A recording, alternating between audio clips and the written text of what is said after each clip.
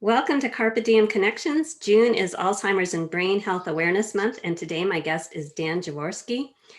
I found Dan on the Alzheimer's Longest Day website. He is one of the top fundraisers, maybe the top fundraiser. Is that right? Are you the top fundraiser? I'm not sure. I don't know. It's very, very a lot of money, over $70,000 he's raised. So I clicked on his page and I was very moved by his story, and I'm going to just let you tell that story, Dan. Tell us how you came to do this. Right. Well, in 2019, I was on a family trip and in Thailand. And when we got back from that, my wife and I were traveling to a small school that's 2 miles from my house that I'd been to hundreds of times. When I looked at her and said, how, where do I go to get to Rollins? That was the name of the school. And she goes, what are you talking about? I said, she said, we've been there forever. She goes, that was the kind of moment I knew that something was wrong with my memory, because I had been this place so many different times. And so that started me down a journey of going to see a doctor. And early on in that process with the doctor said to me, if you have a bucket list, you should start doing it. And we need to prepare for the worst and hope for the best. And when you hear that, you know your trajectory is potentially changing. Mm-hmm. And then from there, I went down a whole gauntlet of tests: MRI, EEG, neuropsych tests, PET scan, 23andMe, cerebral spinal fluid, all that stuff like that, 23andMe. And then not long after that, I was out for a run one day and my doctor called and said, I'm sorry to tell you this, but you've got mild cognitive impairment consistent with Alzheimer's, likely to lead to dementia. And I was 54 at that moment. So what heartbreaking news. It must have just so since then, I mean, well, let me stick with the rest of the story then. That your bucket list was to do an Ironman, which is coming up in October of this year. Right? Yeah, right. Yeah. That's so what happened is it's interesting. So I get the call from my doctor, we hang up, and the first thing that came into my mind at that moment was Ironman Kona, which is probably a very strange thing to come into a person's mind. But the reason was this is a bucket list item. This is something I've always wanted to do. It's a triathlon over in Hawaii. And what that means is you swim 2.4 miles in the ocean, you bike 112, and then you get to run a marathon at the end, just over 26 miles. And you have 17 hours to do it in. But the key for this, why it makes it unique, is you have to qualify. And because I'm not a amazing athlete, the chances of me qualifying, you have to win your age group. I've always figured at age 75, and again, I'm 54 at this moment, I would have a shot if no one else showed up, if all the good people were gone. And as an old geezer, I would be able to finish the race on how I would get to go. And so that was always been my plan. But I had Googled prior to this life expectancy with Alzheimer's. And when you do that, the numbers 328 pop up, meaning once diagnosed, which had just happened to me, your life expectancy is a minimum of 3, a max of 20, and an average of 8. And the real germane question is how many of those years are good cognitively. But I was doing the math in my head at that moment. Okay, I'm 54. I add 20, that's 74. I'm short a year. So I tell people I'm past my sell-by date to get into this thing. And so I got my phone out, and this is literally within minutes after that call. And I said, I called up the Ironman. I found him on my phone. And of course, nobody answers the phone. And I just started leaving messages in mailboxes. And I'm pretty sure I shorted out their entire system. But long story short, through, after a little bit of time, through the Ironman Foundation, they've allowed me into this race despite not really being qualified to do it. And I'm just so grateful. So it's been a really interesting journey. Has anybody ever, are you the first person who they're kind of making this exception for, or do you know? No, they have a foundation. So there's other people that there is a way to get in if you don't qualify. So, and I'm just glad that they have that option. Yeah, very cool. I'm a runner myself, so I am familiar with triathlons and the intensity. I mean, the Ironman is the most intense you can do. And so that is just such an awesome goal, and pretty amazing that that's what you think of first when you get this news. But it's actually, as I've been learning, and that I just heard, that's like the best thing you can do because of the importance of exercise for the brain. So, Right. so that's great. Now, another thing about your story that really touched me was that in even your write-up, you said, send me your stories, send me your people, and I want one for each mile. And when I looked at it, Yeah. you had all 140. I don't know if you're still I collecting. do. I'm over. Yeah. Yeah. I'll add anybody out. I mean, I've got some people now that are going to be like at the, the very start, the pre-start, the transitions. And so I'm not Yeah. saying no to anybody. So, yeah. So you're getting all these names, but on the first mile marker, you wrote that I pray Griffin and Elsa Jaworski do not have the ALZ genetic marker. I'm assuming these are your children. Is that right? Yeah. Right. That's correct. So tell us then, is this a blood test that, or is this from 23andMe, or how Yeah. Yeah. when can That's, you I tell mean, if you have this marker? well, there is a genetic marker. It's the APOE, For and you can do basically the 23andMe, and that's what that's what the doctor recommended I do. My neuro did, and anybody can do that. I do have one of the genes. It's worse if you have two. My daughter actually did get tested. My son is not, and she has none, which I'm grateful for. So, and then that doesn't mean you're going to get it. It's just, it's an indicator, and it's worse if you have two of them. yeah. But the odds are so terrible. Like no one has survived this disease, as you probably are well aware of. So like even if I can't beat it, I wanted somebody to knock it out. So for my kids, and I got a grandbaby coming here Oh, pretty soon, and congratulations. my first one, yeah. Oh, So that's awesome. Well, as you know, I just talked, my last interview was with a neuroscientist, Baroness Susan Greenfield, who is doing work in the cures for Alzheimer's. And she was very optimistic that within, again, no guarantees and things are in trials, but the thing they're working on, she's saying with luck, they will have it in 2 years. And she said a mm, lot of other people are working on things as well. So, if not her company, that things are looking very optimistic. So with it being 2 years away, and with all you're doing to kind of stave off yeah. with the exercise and everything, I, I hope. I mean, I know when you have it, it's probably difficult, but are there other things like that your doctor is telling you? Are they doing tests and showing that all the exercise you're doing is kind of halting the progression, or? It's hard to know, and really, I mean, it's interesting because like it's pretty much, and I don't know if everybody, but you pretty much see your doctor once a year, and it's not and they don't always do the extensive tests all the time. So that's one of the things that I'm trying to find out ways to, how will I'm actually speaking to another neurologist next week where I just want to, how will I know other than the total obvious signs, that I don't remember my wife or something like that it's getting worse, Mhm. right? Because I think like if the balloon is leaking air, and unless you feel it or it's really leaking fast, you don't notice, Right. right? I mean, it's really hard to tell on that. Yeah. So that, yeah, that makes that difficult. But Right. Although I would imagine that this is one of the reasons why I don't want to do the 23andMe and just know that I might have a propensity for it, because then every little forgetful thing that we all have all the yeah, time, you don't right. know, is this the beginning of the end, or is this the disease, or is this just Yeah. I didn't sleep well last night? So, Right. um, Everybody has cognitive decline as we get older, or and it's, are you on a normal decline, or are you on accelerated or something else? That's kind of the key question there. well, with all these changes in diet and exercise, and that you're doing in preparation for the Ironman, and probably as just trying to keep yourself as healthy as possible, have you actually seen what changes yourself in your mental You cognitive? know, Yeah. I feel great. I feel, because right now I'm working out every day. I'm Mhm. eating the healthiest I've ever ate in my life.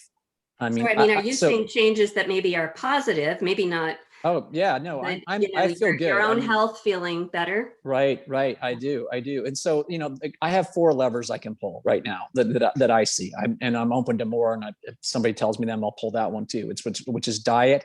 exercise, brain engagement, and sleep. Those are the big four Right. out there. And so in the diet, I've adopted the Mediterranean diet. And so, I'll never eat a hamburger again. I'll never eat steak, all those kinds of things. And so, I tell people I'm a very, within the male species, I'm probably in the lower third, but I do have one superpower, which is I'm very tenacious. So I can hit things really hard. So diet, Mediterranean diet, sleep, try to get at least 8 hours. Brain engagement, I do a ton of stuff on like games. There's a thing called Brain HQ, which has supposedly, by neuro people, but that one's really good in terms of like different kind of brain challenges. Diet, exercise, brain engagement, and sleep, and that those are the ones that I can control. And I do think that they may not prevent it, but they're going to elongate my life. They're going to slow it down. And time gives you technology in terms of pharmaceutical companies, and like your friend there that's doing the, her thing. 2 years is no big deal. I mean, this is a slow moving thing, and this is like, this is not a torpedo. This thing is just crawling along and trying to, steal brain cells from you. Yeah. So it does, and you hit your head, that's a different story. And I know some people go quicker than others, but I do think you have some control over this. And so I'm going to give it as much. I got a grandchild coming. I want to play with that kid. And so I'm going to do everything I can to play with that kid. Well, I know I've heard you quote as well, in an article I read about you, that you told your doctor you're going to be the first one to beat this thing. I did tell him that. That's a true story. And I fully believe that would be true, because again, there's not many people that have the determination and the grit to be able to do an Ironman.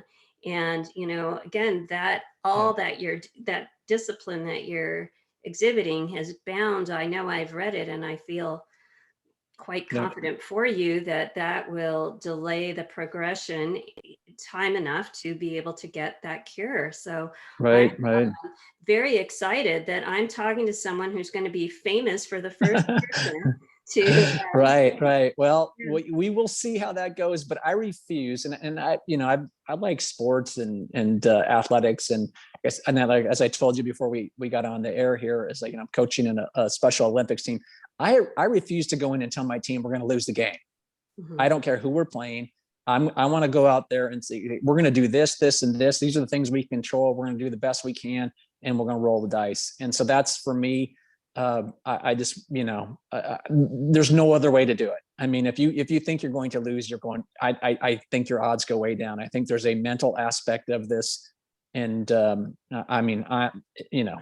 absolutely agree. I mean, things become a self-fulfilling prophecy. Attitude makes a huge difference of going in with optimism and hope, and that you're gonna. Yeah. And if I lose it, I lose. I mean, I tell people this all the time. That in a long enough time horizon, all life expectancy goes to zero, right? For all of us. So nobody gets out of here, but that's okay. I mean, I'm going to live my best life right now as much as I can. And that's it. And it's pretty simple. We're making a lot of lemonade. Our headlights are on the low beams and not the high beams right now. And just trying to focus on, seizing the day, basically. Yeah, my motto, absolutely. And in fact, you are like the person who inspired me with my motto, Carpe Diem, my friend Craig Dunham, who had ALS.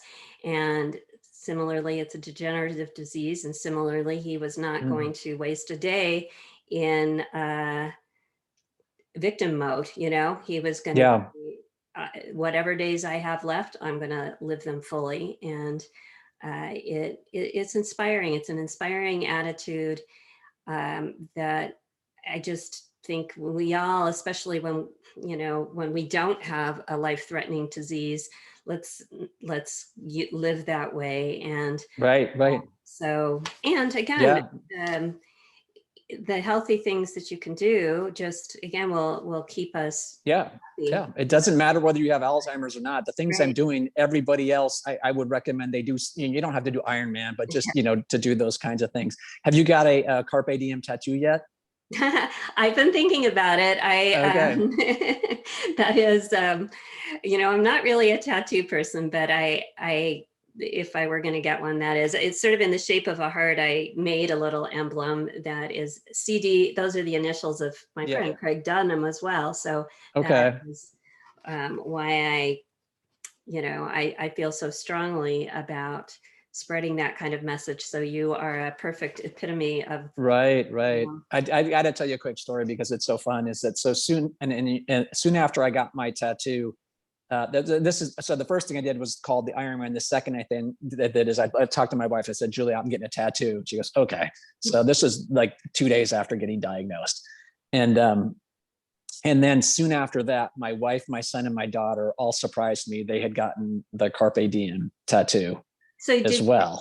so that's the tattoo. So you do have a Carpe Diem tattoo? I do. It's on my arm, right? Yeah. Oh. I don't know how. I don't know where the camera is on this little thing, but yes, I have one on my arm. My son and my daughter. My son has one on like a third of his body, so it's that's what the boys his age do, or men. I guess he's a man now, but and then not long after that, I had good friends stop over, and they had gotten a Carpe Diem tattoo as well. Oh, So well, there's been a lot of now Saturdays. I'm So more yes, so motivated you than ever. join our team. Join our team. Yes, I will absolutely do that. I didn't even know that when I contacted you. I saw you wrote Carpe Diem on your write-up, and that was one of Right, right. my reasons. I'm And like, I we have to. have that together. We have that connection. Yeah, Yeah. absolutely.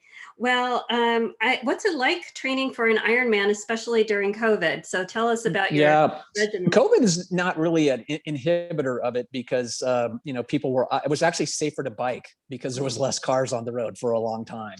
And that's changed. Is it kind of back to business where you are? Because it's pretty Yes, close to and we here. are. We are Yeah. starting. The restrictions are loosening for sure. Yeah, it's kind of I would just tell people, what's a day like? It kind of be the shortest, if you just think of it in time, would be somewhere between 30 minutes and 5+ hours is somewhere of exercise.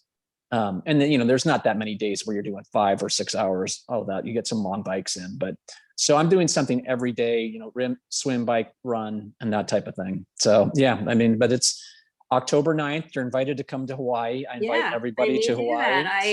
So Again, that's my motto, the whole thing, to go do the things. And so I thought about that when I read your story. I'm like, I wonder if he has a group that's going to be cheering him on. we do, and it's gotten bigger. And there was we were in Nashville this weekend helping with a fundraiser from a friend of mine, called Mind What Matters, and I met some old friends that used to live in Orlando, and she and her husband that said, look, after that night, they said, we're coming to Hawaii. So great.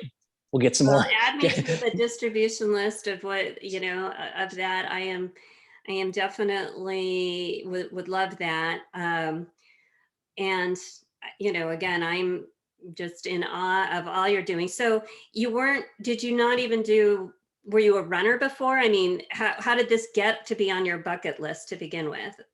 Right. I did my first triathlon, gosh, back in I don't know, what, 1988, maybe. In Des Moines, Iowa. I lived there. There was a triathlon, and it was so funny because this is the first one I ever did with my good friend. And I remember when we had to bring our bicycles there, and they said, well, the bike rack's over there. And I said, I don't need a bike rack. I had a kickstand on my bike. And that's like a big no-no, apparently. And I didn't know that at the time, but you can tell who's the rookie, who's the one that's never done it before. So my bikes don't have kickstands anymore. So, but I've kind of got into them, and then I've done a few fulls. So I know what I'm getting into. Oh, yeah. It's really hard. It's a long day, but I will tell you this, for me, is like when I'm exercising, when I'm biking, swimming, and running, I feel like I'm ahead of the disease. Mhm. I feel like it can't catch me if I'm out there doing that. Yeah. Well, I mean, it does. It takes a lot of both mental and physical health to be able to do something like that. And Yeah, it's more mental than physical, because I will tell you, you could do an Ironman. There's no doubt in my mind that you would be able to do one, a full even. well, And I've done yeah, you two have to train. marathons, and I was pretty dead, very, very dead at the end of it. So I can't Right. imagine doing that after, the swim and the bike ride. I've done some sprint triathlons. Okay, you know the drill then. Yeah, it's I just, know, yeah, and I know the it's just more misery. to be like, no way could I do an Ironman, but I Right. guess if you can go slow enough, you can Right. I always do tell people, it. if you can run a mile, you can run two. If you can run two, you can run a 5K. If you can run a 5K, you can run a half. You can run a half. You can run a full, and we can keep getting you up to an Ironman. That Yes, whole well, math you've got works that like coach that. gene in there. I can see that. I see why you would be a good, why you are a good coach. And again, though, even though I have done the sprints, it's enough for me to have huge admiration for the people that can do the Ironman. Yeah, it's That's more sensible to do the sprints and the halves than the full. So you're actually smarter than me. So that you should probably just stay that way. well, like I said, I'd love to be in Kona and see You're you. welcome. I will buy you. I will buy you dinner. I will buy you Mediterranean red wine. All that good stuff. All. Well, I also am on the Mediterranean diet and agree. I've been doing all this research about brain health and all of that it's suggesting you do is fun stuff anyway. Uh, Yeah. it is it does make you feel alive, and so it's nice that it's not the one thing I'm having a hard time with is the restriction of sugar, though. Um, Mhm. I do have the sweet tooth, so. Okay. Right. What Right. about you, as far as your switch to Mediterranean diet? I mean, how has that come easy for you, or do you Yeah. struggle It with? has actually. I mean, believe me, I would like to eat ice cream. I would like to have pepperoni pizza or hamburger, but when your life's in the balance, ultimately, I just feel stronger if I have no exceptions. So, it's harder when you travel, but like when I'm at home or in my own element, it's easy for me to control. There's a little lack of variety because I'm not, I haven't always eaten that kind of food, but it's been no big deal. And I just feel really good right now by eating that way. I do believe that food has pharmacological properties. If we can get as many plants and seeds and stuff like that. There's a great gal on Instagram, Dr. Annie Fenn, the Brain Health Kitchen, and the stuff she puts out with recipes and things like that. I just read, she's amazing. And so I encourage everybody to go check her stuff out. Okay, I'll definitely check that out. So once again, in your write-up, you sort of said, "Don't worry about money, but just send me names." Yet you raised a ton of money. Right. Well, Why do you think that is? Well, I mean, if you look closer, you'll see some donations by my parents and myself, and so it may not look. There may be a disproportional amount of that coming from that, because I did ask people. I really didn't want people to, this community. When I started getting in contact with people, I realized how hard it is. I didn't want the Alzheimer's community, so I don't mind asking the people that don't have it, but I'm not going to ask the people that do, because I know how hard that life is and how being a caregiver, and it's like, for the average family is over 300 grand in costs. And there's a lot of aloneness with that too, especially if you don't have help, and it ends up really going on to usually like the younger daughters is the one who has end up being the caregivers a lot too. So, Martin Luther King has a great statement. He says, everybody can be great because everybody can serve. And that was my theory for the Alzheimer's community. I want to try to serve them. I don't want to ask anything of them. I just want them to keep doing what they're doing and championing the cause. And I want to do anything I can. I tell people, I just want to help the cause. And however I can do that, I will do that. I say yes to everything. Yeah, well, you obviously have a lot of influence. You're a strong leader, and so you're out there. I Googled you, lots of different articles about what you're doing, and that is making a huge difference out there, I'm sure.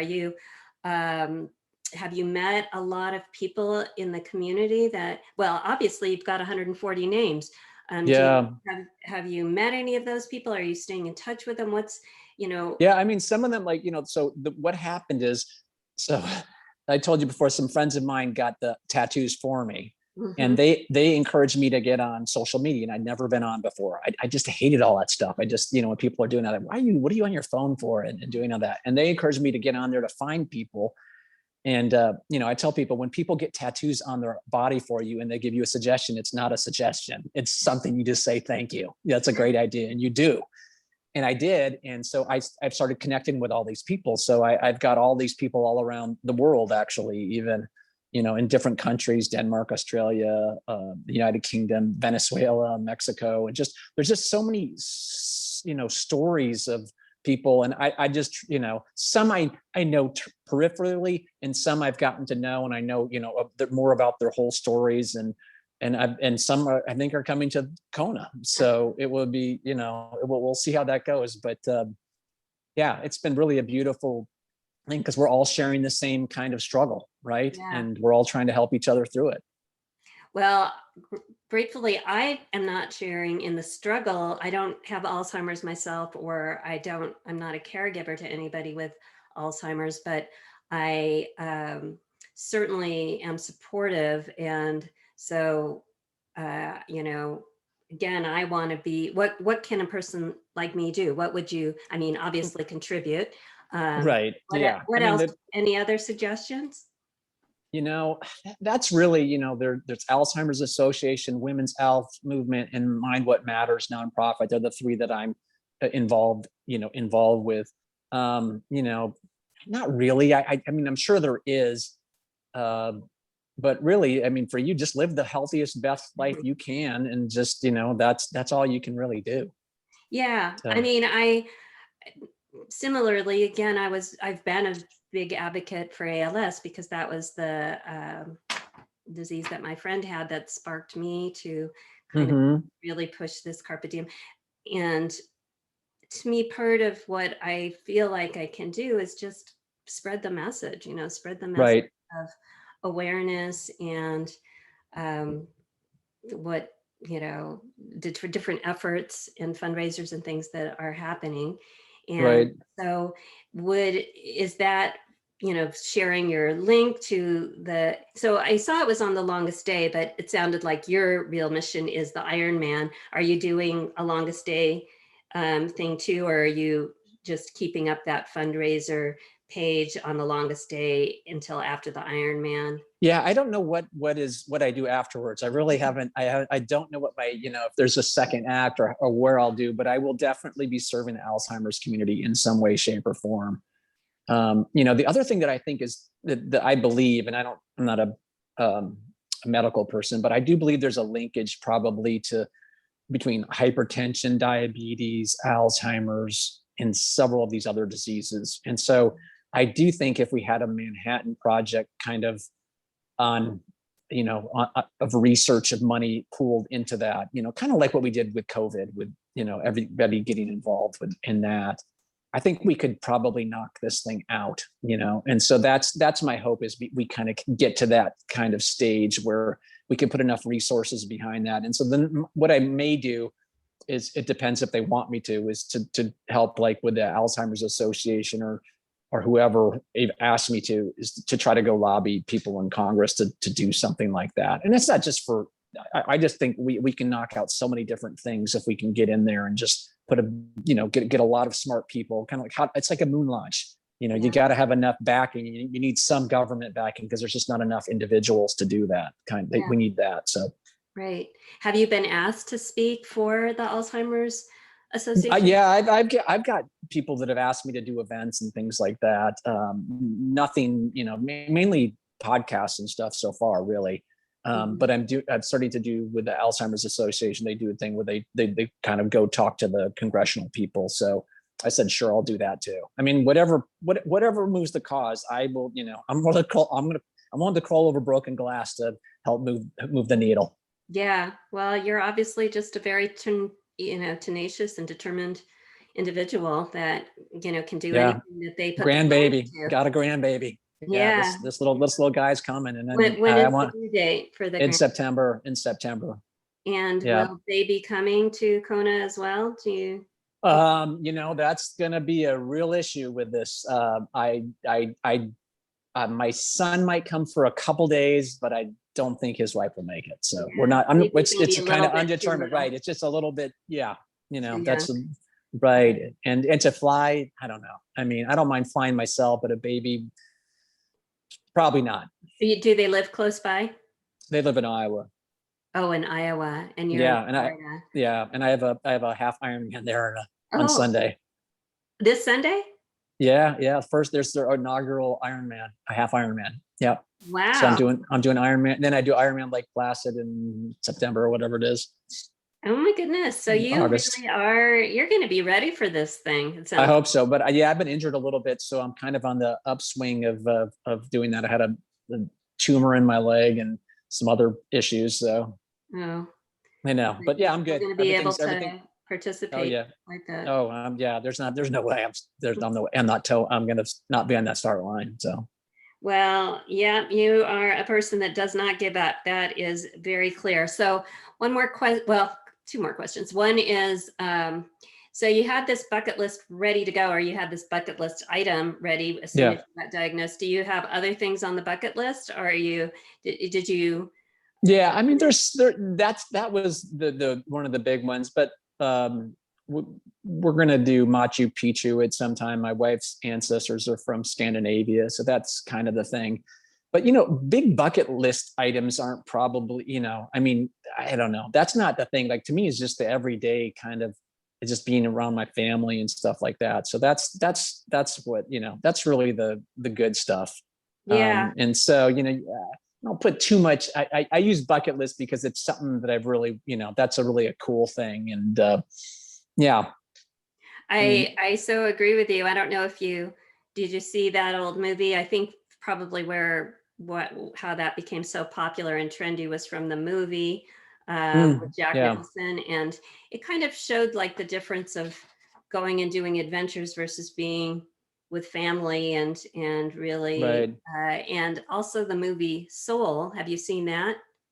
I don't know. No, I don't That's a even. new Disney movie that's come out, but it's really great. Yeah, I love the movie Soul, and it it did also sort of talk about there are these big exciting things, but really a lot of life is about the everyday uh, right. I mean, things I that couldn't are agree more. happening from Right, moment right. to moment that a lot of times we take for granted or don't really notice because we're too busy in our rat Yeah, race or whatever. And right, so, and I think also myself knowing after accomplishing a big goal, there is a little bit of like what now, a little almost right, climatic feeling. So, um, so yeah, after you're done with Kona, there might be that kind of what's next right, feeling. right. I've got kind of a guiding overall philosophy that I've kind of come up with, and it's just kind of through this whole disease and actually meeting a monk over in Thailand, which is a part of my whole story too. Mm, But it's really, I just really try. I've come up with three things, and I try to live a life of gratitude. And I say it every day. I say, thank you, God, for the gift of today. I am grateful. I'm grateful. And I just believe that gratitude is like always tell people, I think it's the second most powerful force in the world behind love, because when you're grateful, you're not worried, you're not scared, you're alone. You're just glad that you have today, and you're hopeful you might have tomorrow. So gratitude, impact, and adventure are what I'm, about. And impact is just trying to make the world better around me for whoever. It doesn't have to be my family. Just I think we're put on this planet to do that, and to be our brother's keeper. mm-hmm. And the adventure part is means I'm just going to fight this disease as hard as I can. I got so much to live for. And it doesn't really matter whether I win or lose. I think the fight is the important part of it. I'm not going to give up, and we'll just see how it goes. Maybe I'll be that first one. Maybe I won't. Doesn't even matter. What matters is I try. So Oh yeah. You do you have a book in you? Do you think you're gonna write a book I don't yourself? know. I don't know. I mean, I don't know. Are you I'm blogging or any? I mean, you said you're doing social no, I'm media. yeah, yeah. Well, I just in contact with a lot. I just follow a lot of people that have Alzheimer's Mm, and then or do triathlons. That's kind of my group. And so I've gotten to know a lot of people personally, and you know that's been really powerful because we all share that same kind of, we understand what the journey is like. And it's always hard, I think, if like I can't understand. My wife's a type 1 diabetic, been that for 30 plus years. I understand it, but not really. I don't feel like she does. And at 1 a.m. when her blood sugar crashes. But I can sympathize and I can help with that. So I just want to be as positive a force as I can, and model that for my kids. You can take any shot, and and you can roll with it. You can look at it as terrible, or you can try to say, all right, what are my opportunities from here going forward? You know? Yeah. Well, I know there's the song "Live Like You Were Dying," and a lot of people say when they get news like this, sometimes their life is changes for the positive. But there has got to be fear as well in the background. I mean, Yeah, how has sure. your life changed? Yeah. Yeah. It's like everything's changed and nothing's changed. I mean, the hard part, to be honest, is like, or initially was, and my mom will probably listen to this, so this will be hard, but it was really hard for her, my mom, because we lost my brother several years ago. And so she just, didn't want to outlive her children. And that was really brutal. And then she was giving me articles and, advice on stuff. And she's trying to save me. And I'm like, Mom, you're just, it's too much. I already know this stuff. But it just was overwhelming on me. It's like, I just, how do I tell her to stop and all that? So, and I think it's a tough draw, like for a caregiver. So if I do lose the battle, my wife's in, I know what she's in for. And it's hard, if people start losing their memories and they forget who you are, they become belligerent and stuff like that. But I have a good friend, Delia. She said, God picked the right person to give this disease to. And I said, it's true. He did, so I said, I'm going to roll with it and, see what happens. So, Yeah, you're going to show us all. Well, there'll mhm. be a lot of people out there signing up for Ironman triathlons. All right. Well, You just go for a walk. You know what I mean? I know Just, that's a lot more my right. It speed. does right. You don't have to, that's just because it's better for me. I'm not suggesting that for everybody. It's just for me. I feel good. When I'm running, I just feel so good. Yeah. Well, so the last question I'm going to ask you is something that came up during this that I didn't know about. So is this something that you're suggesting? I mean, is there a certain pattern for this Carpe Diem tattoo or place, or are just people started doing it? Is it? Right. They all, like I said, all the fonts are different. All the things are different. It's just, um, I just really love that concept of seizing the day. Right. Yeah. Yeah. Yeah. Well, again, and that's another one of my, maybe I'll do it someday things, but maybe this is the year, Just not just right, my, right. What not once just you in, start, you're going to end up with more. I'll guarantee you that. I've already gotten I already got a second one, and then I'll probably get one after Kona too. I yeah. might get a Ironman one at that point. We'll see. Cool. Well, thank you so much, Dan. I really appreciate you being here. I'll be excited to continue All right. following your story. And I think I will be there in Kona. So keep me I hope you posted. do. I hope you do. Glad. And Yeah. yeah, I'll send you the phone number and just let me know the days you're there, and we can pick you up at the airport and move Yeah. you Hopefully around. there'll And be a party after with, there will definitely be a party. There's no doubt, no doubt okay. there will be. You'd have to stay up till about midnight. That's the problem. Okay, because that's about I how know long it's going to according to take me our to sleep, cross. your sleep regime, Yeah, it's going to be blown up. It's good. I can't. That day we're going to just kind of look the other way, right? I mean, well, so. that sounds. Thank you for inviting me on here. I really appreciate that. Thank you. Thank you for all you're doing. A great inspiration. And again, I'll look forward to following along. So Carpe Diem All and right. Do you too. bye-bye. Thanks, Dan. All right. Bye.